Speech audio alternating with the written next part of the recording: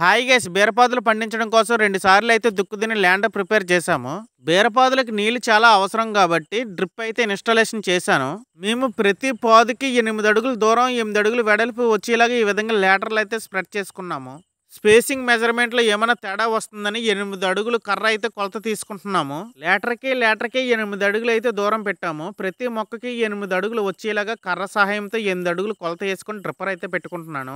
యాక్చువల్‌గా లేటర్‌కి డ్రిప్పర్ పెట్టాలంటే పంచిపిట్ ఉంటుంది. కాకపోతే అందుబాటులో పంచిపిట్ లేదని చెప్పి ఈ మేకు సహాయంతో చిన్న హోల్ చేసుకొని దాని నుంచి డ్రిప్పర్ పెడుతున్నాను. మనం లేటర్‌కి డ్రిప్పర్ పెట్టేటప్పుడు డ్రిప్పర్ పిన్ సైజ్ ఉంటుంది. దాని సైజు కన్నా హోల్ చాలా చిన్నది ఉండాలి.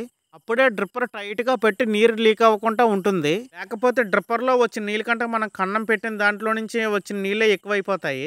ఈ డ్రిప్ వర్క్ నాకు వచ్చు కాబట్టి సరిపోయింది. లేదంటే ఒక్కరోజు పని చేస్తే టెక్నీషియన్‌కి 1000-1500 అయితే ఇవ్వాలి.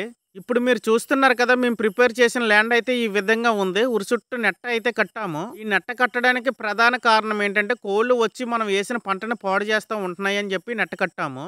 నెట్ట కట్టిన తర్వాత డ్రిప్ లేటరల్స్ అయితే స్ప్రెడ్ చేసి మనకి ఎక్కడైతే వాటర్ కావాలో ఆ విధంగా మనం డ్రిప్పర్ అయితే వేసుకుంటున్నాము. బీరపాదులు పండించడం కోసం మేము చాలా కష్టపడుతున్నాము. మా కష్టం మీరు గుర్తించినట్లయితే please like and share, subscribe చేసి నా ఛానల్ సపోర్ట్ చేయండి.